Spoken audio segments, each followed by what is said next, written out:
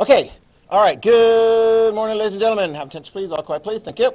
We continue with and we're doing this every day, so you need to actually chime in, because sometimes the thing doesn't upload until late. Did you watch the video from yesterday? You need to, because otherwise it's going to be all disjointed. We're doing it in sequence, and so that's why it's really, really helpful for those of you guys who are here every day, or chime in. Thank you, Landon. Yeah, exactly. Because it's all sequential, and otherwise it just sounds like, you know, you're walking into a series of Marvel movies, and you're like, who's that character? What do they do? You have to watch the whole thing, right? Because otherwise it just doesn't make sense, right? WandaVision, have you seen that? Did you watch WandaVision? Right? Did you like that? That was pretty wild. Anyway, is it out? It's over. Yeah, the whole thing has already happened. Good grief. And Agatha has moved into your neighborhood. She's the nosy neighbor. Yeah. It's a series. It's on Disney Plus, I guess. Anyway. All right. I watched that. That was intense, but it was good. I mean, it covered a lot of good history and so forth there. All right, here we go. Ladies and gentlemen, we continue looking at Rwanda, and I'll tell you my goal. I really want to get through all this and give you enough time and have enough practice exams before you actually take the exams. May, IB, history, and all the other exams is coming up to you. And we got a lot more genocide and so forth to cover, although I really do want to show you Hotel Rwanda with Don Cheadle, speaking of Marvel characters. Yeah. Okay? You okay? Yeah, sure. Joe Biden's looking right at you. So is Donald Trump, both of them. Conflicted. All right. So yeah, we're looking at that and continuing on a pace here. You ready? Questions, comments? And I'll tell you this, Daniel, Ashton. When we come in on the Tuesday after break, I'll have like all the desks configured. You'll notice that in all the other classes. I'll have a lot of desks in here because my 9th grade class is pretty big. So I'll have as many desks as needed for them. Get in here, get your desk. The administration has encouraged people to pod up, so kind of sit next to the same people each period. So like that's going to help tamp down the potential spread of COVID among you guys. Hope so. 100% I know, whatever. But I mean, on your electives, you kind of mix it up a little bit and so forth. So stay away from the others. Anyway, whatever. But we'll make seating charts based on that so that we don't have this sort of drama of people popping in here, there. And there's no such thing as blue days and green days. Every day, Frank, is a school day. Except for Mondays. Yeah, exactly. So Mondays will still be like weird Mondays. Okay? You guys ready? All right. Yeah, because I don't want to deal with lots of things. Madness Mondays. There we go. And I'll still be doing the videos like every day because we'll have at least one of the senior class who is continuing to do the things at home. And you guys will have the convenience of knowing that if you miss a class, because I made a video recording for that one, it still will be there for you to watch and review and so forth. Not after the break, the Tuesday after the break. Okay, so we got one more full week, and then we have the break. Okay?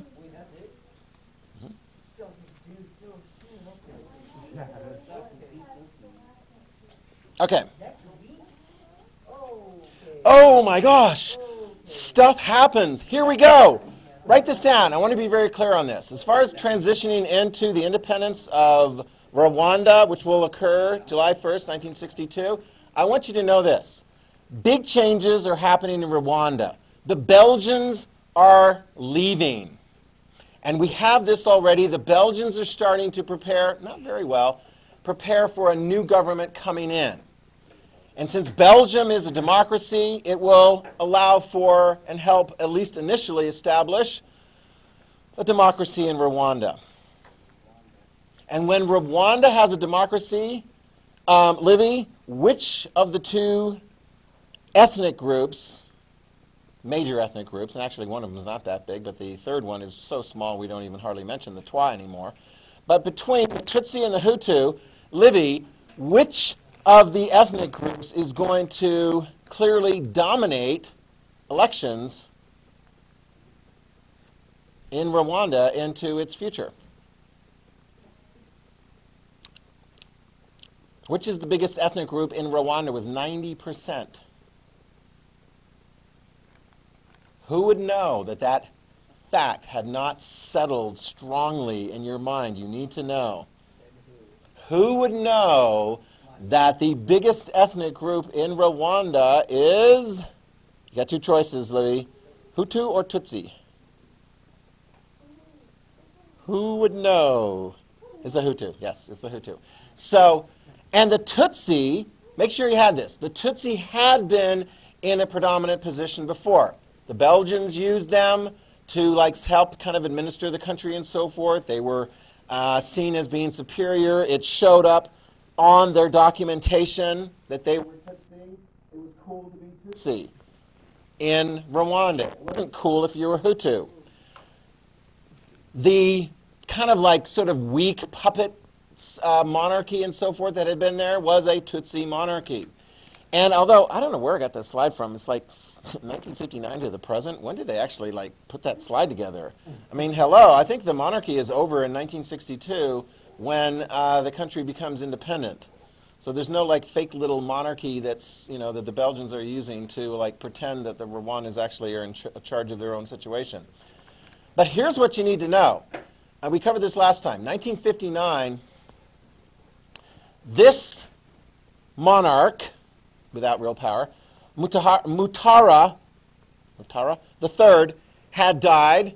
And I don't know all the details about it because there's so many different situations where ethnic fighting was starting to take place. But there was some ethnic fighting in 1959 that went on to 1962. It is going to be a precursor to more ethnic fighting among Hutus and Tutsis. And the spark, all you need is a spark. It's have you ever had a fight with a sibling? And they started it? But you were blamed for it because you're the older sibling? Right? And some of you go because you're never supposed to get into a fight as the older sibling if you got a younger sibling. It's always the older sibling's fault, am I right? Or how many of you guys have been able to get it set up so that there actually is a fair judicial treatment of that? I mean, it's but here you go. If a Tutsi kills a Hutu, who's going to be upset? Hutus. If a Hutu kills a Tutsi, who's going to be upset? Well, which one's going to take place first? I mean, what does it take? If the Hutus are mad and so forth and they want to be back in a strong position, and the Tutsis are and you start having blows and it's just terrible. We saw this already. Between 10,000 and 100,000 people dead in Rwanda between 1959 and 1962 as ethnic fighting breaks out. And when the Tutsis are seen to be no longer in the prominent position, where do they go? Landon, where do many, not all, where do many of the Tutsis flee to? What? Yeah, you can call him friend. Perfect. Just to the north, just across the northern border.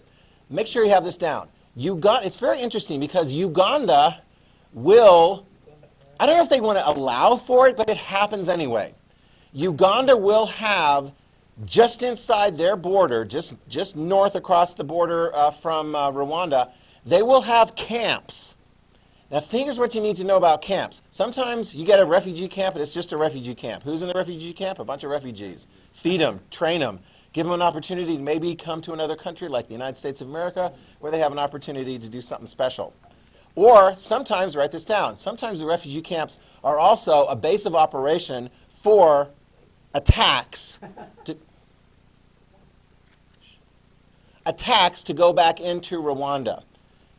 Julian, what is the name of the Tutsi group located just inside of Uganda that is organizing attacks across the border?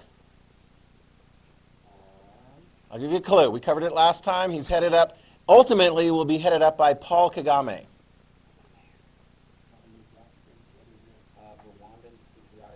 Very good. The Rwandan Patriotic Front. There we go. RPF. So you're going to hear RPF at various different times. RPF. And this was actually, with all the different initials flying here, there, and everywhere, concentrate on that group because that is going to be a consistent group. They're focused. What do they want? They want Rwanda to be safe for Tutsis to live in. And in fact, if they could, and they will ultimately, they want the Tutsis to actually be in a position of, if not control, at least a good chunk of control of the government. Like the days back when the Belgians were in charge and they helped the Tutsis to be in that position. This guy, write his name down if you haven't already, Paul Kagame, actually during the course of the 30 years or so that he's going to be hanging out in Uganda and so forth, he's also going to get some training from American sources, military sources as well. So he's an interesting figure, and he will ultimately be, at the end of all this conflict, the winner. And in fact, when you guys, I'm going to try to have you guys watch Hotel Rwanda at the very end when you're like, oh, great, these are the good guys. Because they're not killing people, innocent people in the streets or in hotels or just like whatever. As in, the Tutsis with weapons are going to come and save the day for the Tutsis who are otherwise unprotected in Rwanda. All right? Now, question. Yes. Okay, so, July 1st, 1962. Official Independence Day for Rwanda and, just to the south, Burundi, which has got similar challenges. Burundi, of course, has a large Hutu population and a minority Tutsi population. So they're going to have some various different similar challenges as well. And so what happens in Burundi sometimes can influence what happens in Rwanda and vice versa. Okay? What is this first new republic going to be like? Are there going to be support for the new republic that is going to be created? Well, there will be some support from Belgium and France, the United States, and Britain. The Soviet Union's not really keen on that, and the Soviet Union, you're never really going to see, make a little note of this, you're never really going to see the Soviets so much involved in what's going on here. It's mostly going to be European countries, and then maybe the United States, perhaps. Who is going to be the leader? It's going to be this guy, Gregoire Kayibanda, and he is Hutu. He's the first president, okay? He is the first president of a Hutu-dominated government. There you go. It's the majority population. Well, who's not really keen on the dominance that the Hutus now are in this new independent country? Exactly, the Tutsis. The Tutsis. And the Tutsis are up, they're located in Rwanda. Here's the challenge. They're located in Rwanda, but where are they actually organizing and carrying out raids from? Uganda, very good. And so the strong antipathy that the Hutus have toward the Tutsis is going to grow. And the Tutsi antipathy toward the Hutus is also going to grow. And there's going to be some serious name calling. In fact, here is a name that the Hutus, who don't like the Tutsis, call the Tutsis. They call them cockroaches. They call them inyanzeni, which actually you can actually eat cockroaches. You put like some tomatoes, maybe squeeze some lime juice and so forth on there. I'm sure it's full of protein and so forth if you get enough like spices on there.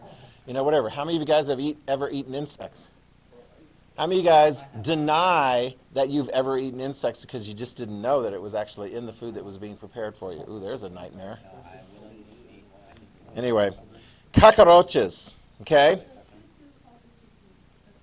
Yes, some of them.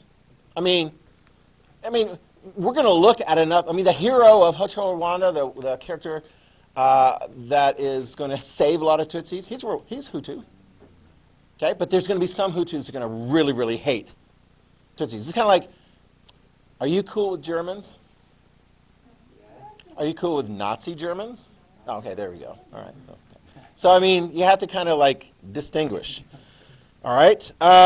So, you're going to have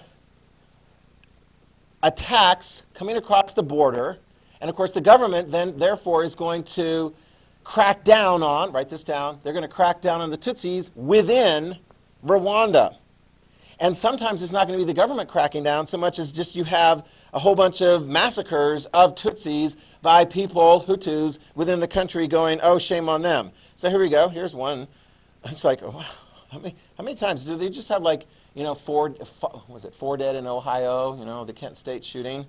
1963, there will be a massacre. Oh, the statistics are somewhere between 10,000 and 14,000 Tutsis killed in Rwanda. I'm like, what the heck? Yeah, 10,000 to 14,000. Yeah. Initially, yeah. Or at least ruling partners of the Belgians before that. And these other people, like the Hutus, really took that much hatred against them. Yeah, yeah. Question? And these were like civilians, right? Mostly, yeah. Mm-hmm.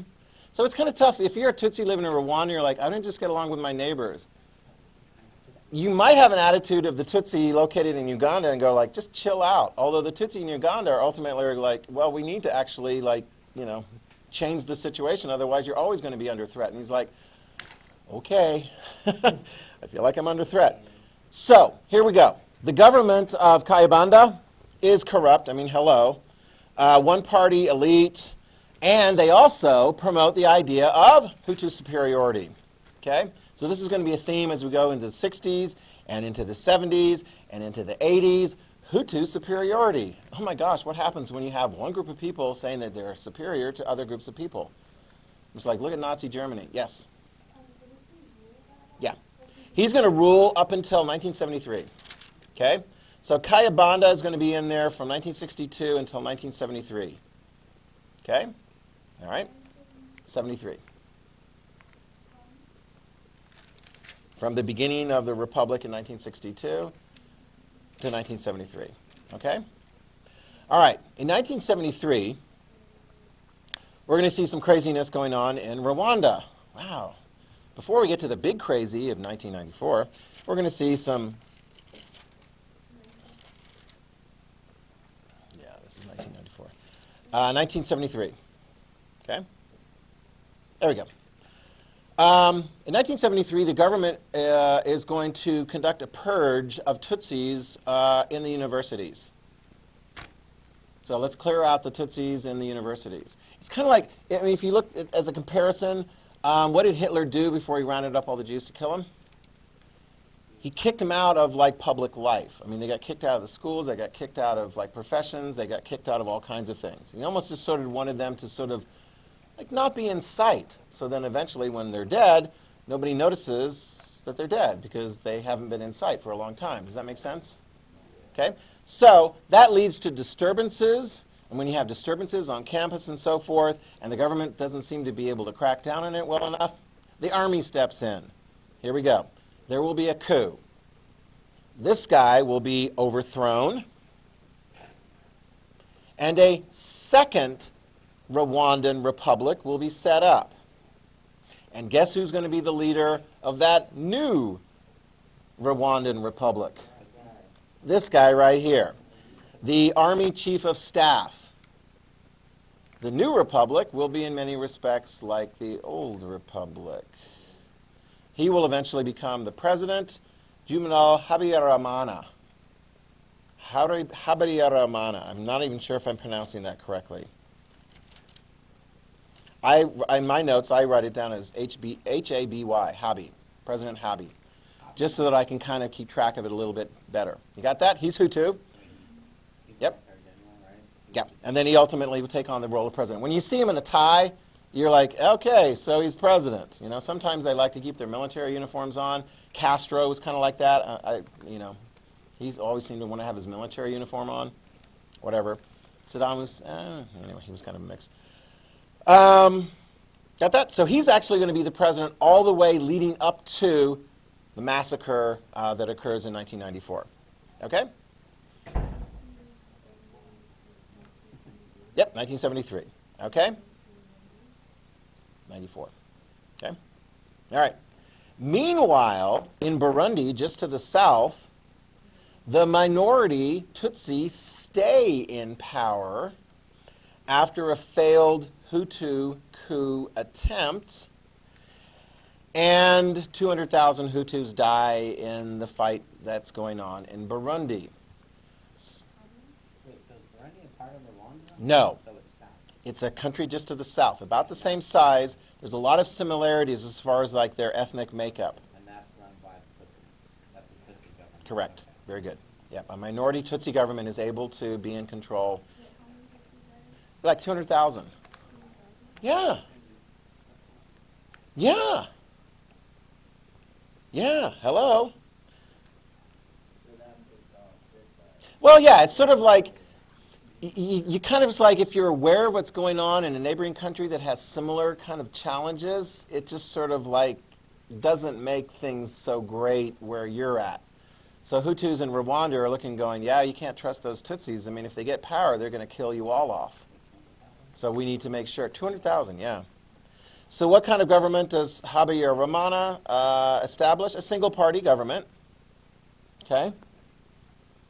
And his political party, you can see it, we're moving along right here, is the National Revolutionary Movement for Development. Oh, that's a big one. That will officially be formed in 1974. Do you see that? The National Revolutionary Movement, MRND. It's in the, those of you guys who are following along in the key terms, which you really have to do when you're taking notes on this, because some of the items are quite big. So that's the single party running the show under this leader, President Habi. Okay? All other political parties are banned, including any Hutu parties and also any Tutsi parties. Yes?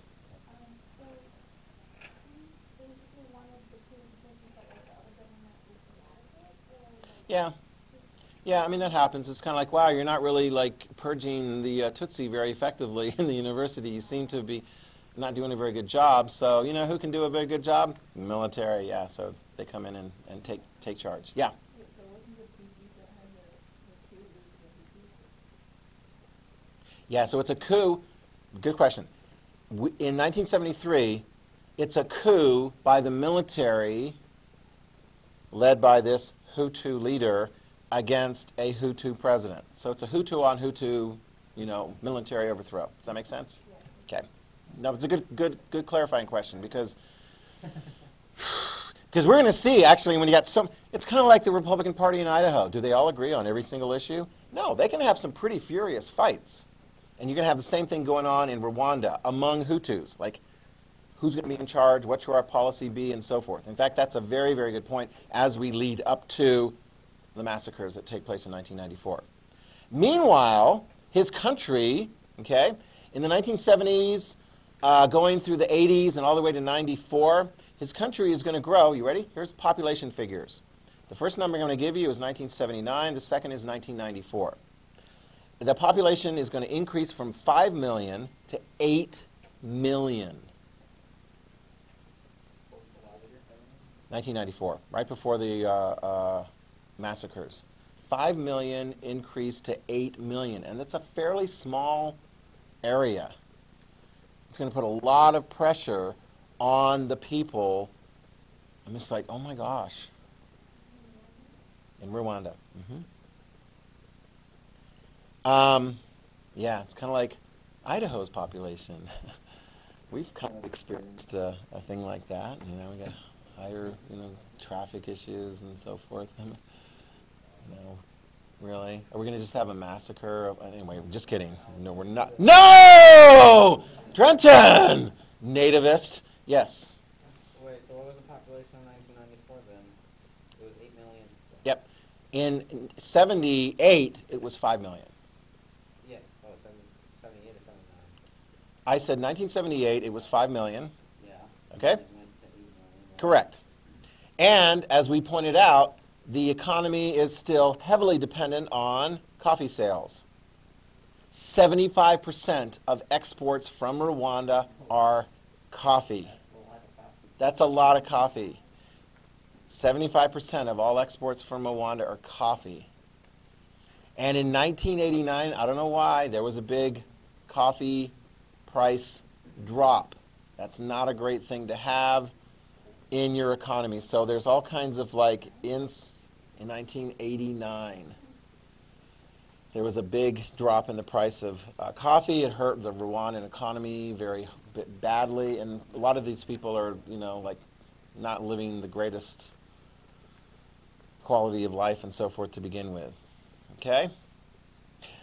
Hey, let's have a civil war. Let's get it started. All right? Yeah. October 1990, there will be a civil war beginning.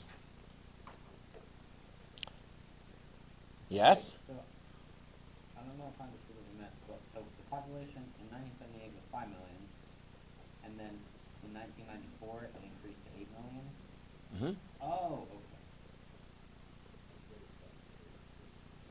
Yep. Mostly, I think, not from immigration, but babies. Large families. Okay? Don't ask me how. That's not my subject matter. Okay? Babies. All right. The Civil War began in October of 1990. Raise your hand if you can tell me, who do you suppose attacked Rwanda from the north? The RPF, located in Uganda. Very good. It's Paul Kagame, as the commander of the RPF, begins attacking from bases in Uganda, heading south into Rwanda. President Habi is relying on, get this, because this is going to be an interesting thing here. Understand this very important relationship. Rwanda gets most of its military support consistently from France. Yeah. Not their former country of Belgium that they used to be controlled by, but France is going to be the main military provider, and so France will be providing military support and sales to Rwanda. Okay?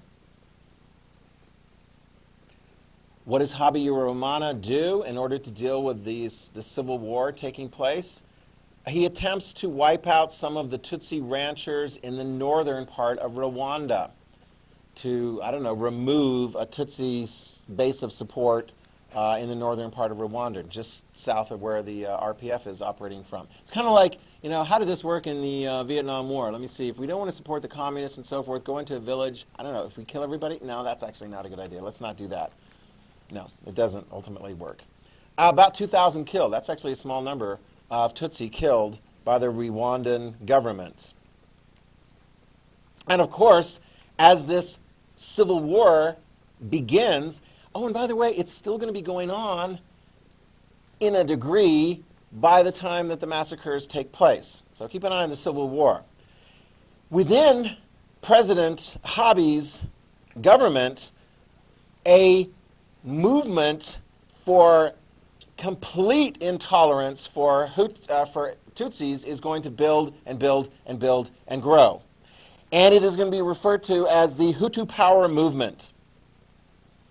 Kicking off in 1991, lots and lots of Hutus, more and more Hutus are going to join this Hutu Power movement.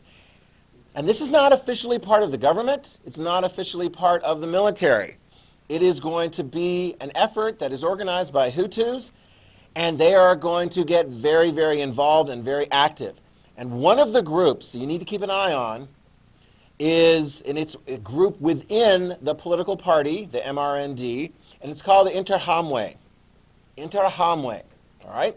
And you can identify, when you look at Interahamwe, you can typically identify them distinct from, say, the military. The military have, like, you know, green uniforms, all right? Carrying weapons, green uniforms, and so forth. Interahamwe, very colorfully attired. The Interahamwe, they typically are young people and raised up through the ranks, young people, and they are given lots of propaganda, and also, this is significant, lots of training in the use of weapons and setting up roadblocks. Because if you want to gain control over the movement of populations and so forth, including Tutsis within your area, if you can set up roadblocks, you can stop them, and when you stop them at the point of a gun or a machete or any other kind of violent implement, you can make them hand over their documentation. And what is the documentation going to show? They're going to show their ethnic, and if they try to hide it or say they don't have it, then they're, yeah, I mean, if they're running into these guys, obviously they're trying to hide the fact that maybe they're a Tutsi, yeah, and they'll just treat them as though they're a Tutsi. And So these guys, the Hutu Power movement is the Interahamwe. this is going to be very much a key part of that, yes. So, wait, so what is Interahamwe? Interahamwe is this sort of Hutu Power youth group. Oh, okay. And so they're Okay. kind of like they're not a part of military, but they act like they are. Yeah, when we get to the massacre, we'll see the military carry out some of the massacres. We'll also see these guys carry out a lot of massacres. You got that? Yeah. It's kind of like the Hitler Youth. I mean, sorry to give you an analogy, although a lot of the Hitler Youth ultimately are trained and end up being part of the official German military, particularly SS units.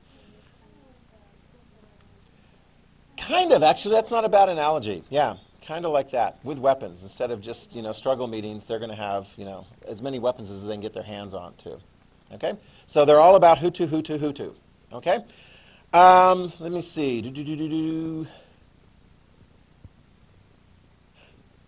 In March of 1992, let's give you some details. March of 1992, supposedly there was a plot to kill some of the Hutu leaders. Keep an eye on these supposed plots, because sometimes you get a lot of, let me see, what would we use now to call fake news, okay? You get these like rumors and so forth. Supposedly these Hutu leaders had been, there was an attempt to kill them, and of course who's behind the attempt to kill them? It must be those Tutsis, those Tutsis. And then you would get radio, let's back it up a little bit, Radio Rwanda calls on the Interahamwe to, write this down, go clear the brush. Now, we're not talking about like agricultural or like yard clearing and so forth. When you hear that terminology, there is an understanding based on the training. To clear the brush means to go find Tutsis and kill them. Okay? And it'll be on the radio, so if you know and you hear it, you're like, it is time to clear the brush. Okay. What's that? Yeah. Yeah. I mean, if you're a Tutsi actually listening to this hate radio, which you probably don't want to do, but actually it's not a bad idea to monitor it, because if something really bad is coming down and you know what the code words are, then that will help you. Yeah. So if the Hutu population was much larger than the Tutsis, how come they just didn't like kill them all? Well, that's what they're going to do here. Okay. When we get to 1994, It just seems like a lot. that's what they're going to do. Yeah, it's kind of like when Hitler looks around, he's like, what do we do with these Jews? There's not that many Jews around. They're such a pain in the neck. Let's just go ahead and round them up all and kill them. I mean, he figures out there's 9 million in Europe. Don't just kill the ones that the Germans have. Conquer all the European areas, find the Jews, kill them, and then it's done. So that's going to be part of the thinking of the Hutu movement. But it looks really bad if you're a country in the world that rounds up a minority population and kills them, because it's a lot of people. To clear the brush. Yeah, so what happens? You get a massacre, and Interahamwe, so the Interahamwe in March of 1992 is going to be massacring some of the Tutsis. This is even before the main massacre of 1994. And there will be some participation by the military. Keep an eye on that. That's always going to be a concern. Because the military is mostly made up of Hutu, exactly. All right? Mostly Interahamwe, yeah. So when we get to the massacres and so forth, it's like, well, who's responsible for what massacres? Seems to be a lot of like cooperation, but the president has clear control over the military, supposedly, we think. But there is this Hutu Power movement that is going on kind of around him. I'll do another distinction. Hitler, was he in charge of the Nazi Party and all the anti-Jewish effort going on in his country? Completely. Here, it's like you got this anti-Tutsi movement that's going on around the president. The president's like, what do I do with this? I mean, I don't know. I mean, I suppose I should do something about it. Good grief. Within the Hutu Power movement, media is going to be a very, very critical component of the media. Hang on just a sec. Let me get this out and then I'll answer your question. There will be a Hutu Power magazine called Kangura, okay? And it will fan the flames of hatred against the Tutsi. And they will develop what is called the Hutu 10 Commandments, which I'll get to in a moment. Yes? Okay, so President Abiy isn't like fully supporting this then? He's looking at the big picture. He's sympathetic to it. He's kind of like, these guys will support him. But as we'll see as the story goes along, his first priority is dealing with a civil war, attacks by the RPF. And actually, I'm jumping ahead of myself a little bit, they're not going to do that great against the RPF. They're going to have to make some deals. And of course, that's going to create some separate problems, because if you're dealing with the RPF to try and like get the fighting stopped, you got Hutu Power guys going, loser, you're not sticking with us. You need to do a better job. Maybe we should just replace you and put somebody else in there that could actually get the job done. Instead of nilly-panning around and so forth, we need to go cut the tall trees down. Well, that's another one you'll hear. Cut the tall trees down. You get a little nervous, Quinn, when somebody goes, cut the tall trees down. He's like, oh, are we talking about timber products? No, they're talking about killing people. I'm going to tell you what the commandments are, okay? These are it's like Nazi ideology. I mean, literally, it's very similar. The 10 Commandments, okay? The Hutu Power movement, and in Kangura, the magazine, and then we'll get to the radio. They're going to have their radio thing going on and so forth here. The 10 Commandments, here's one. Avoid relationships with Tutsi. Don't have things with Tutsi women. Hutu men, stay away from the Tutsi women. They're bad for you. Got that? Another commandment. The army should be entirely comprised of Hutu. No mercy to Tutsi. No mercy. I'm not giving you all the 10, but it pretty much sort of boils up to that. You got that? Hutu Power Radio. Oh my gosh, RTLM. You'll hear a segment in there where the hero of the story is like, stop listening to that radio, it's so bad. It's got music, and it's got special instructions to all the Interhamwe and the people listening. Time to build a roadblock here. Time to do this. Time to clear the brush. Time to cut the tall trees down. RTLM radio. During the genocide that takes place, one of the things that will be said on RTLM radio, which is Hutu Power radio, the graves are not yet full. As in, like, weeks after the massacre of hundreds of thousands of Tutsi, there's still Tutsi there to be killed. They're hiding. You must get them. And some of them are going to be hiding in places like the Mille Colonnes, which is a hotel run by the Belgians. That's going to be the Hotel Rwanda. Yeah, that's the story going on there. Okay? Between July 8th of 1993 and July of 1994, historians sometimes refer to this as the most successful hate radio in history. It has music, it has talk, it has call-in, and it has coordination. Talk about communication systems. Military has communications. What is the communication system to get the word to a bunch of guys at roadblocks that there may be some Tutsi people that they need to get their hands on and kill? Listen to the radio. Stay by your radios is what they'll say. Wow. It's not just a radio station. It's a hate radio station coordination predominantly within the Interhamwe. Got that? So you got all these different media components.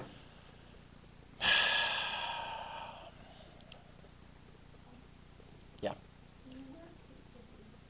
Oh, sorry. 93 to 94. Eventually, it's going to be taken off the air. In fact, some people are like, maybe we could stop the massacre a little bit if we did like a targeted shot at the RTLM radio broadcast tower. Shut those guys up. I mean, literally, it's kind of like, not to draw too much of an analogy here, because I know that some people will look at this and so forth, but when groups like, what was it, Twitter and Facebook and Instagram were like, how can we get people to chill out after the January 6th events at the Capitol building? They took the Twitter ability away from President Trump. One of the rationale that was given for making that decision was so that he could not communicate as easily with people who had done some bad things on January the 6th. All right? Again, it's a very imperfect analogy, but these guys are absolutely, totally involved in anti-Tutsi activities before and most clearly during the genocide that takes place in 1994. You got that? Okay? Shut down their communication. Well, it's not going to be shut down. It's going to be very effective. Meanwhile, 1991, the civil war is not going very well for Rwanda. Habyarimana is having difficulties fighting off these guys. So he thinks, what can we do to stop the civil war? Maybe, you ready? Reform. Maybe reform in Rwanda is a way to stop the civil war. So write this down. He starts to talk about reform. Now, as soon as he starts doing that, extremists, Hutu extremists within his party say, man, you are weak. You are weak on Tutsi. You're going to collaborate with the Tutsi. And so they form up a splinter group, an extreme group, you ready? Called the Coalition for the Defense of the Republic, CDR. You got that? So you get an offshoot of Habi's political party, and it's called the CDR. And these are going to be like your Hutu extremists. So they're going to be trying to put pressure on the president to not compromise with the Tutsi, to not give in to the Tutsi, although the president's like, well, you know what, I'm having a hard time actually fighting these guys, and the civil war is not going very well. Do you understand that? So it's a splinter group off of the main one, and they don't want any compromise. But I tell you what, here's how bad things got. You ready? By February of 1993, the RPF has its forces within 20 kilometers of the capital city of Kigali. They're doing really, really well. Even though France, what's that? February 1993. And so next time we will talk about an agreement that takes place. Yeah, the RPF is doing very well by February 1993. Next time we'll talk about an agreement to have a peace, have a truce, so the fighting will stop. And that will be in effect for like maybe a year. Next time, the massacres, we'll talk about the massacres. So we got some information going up, and then we'll have the massacres beginning in April of 1994. Okay? It's a lot at you, right? Yeah. A lot of stuff. No, and that's good. Keep asking the questions to get the clarification, because this is a crazy, crazy period of history.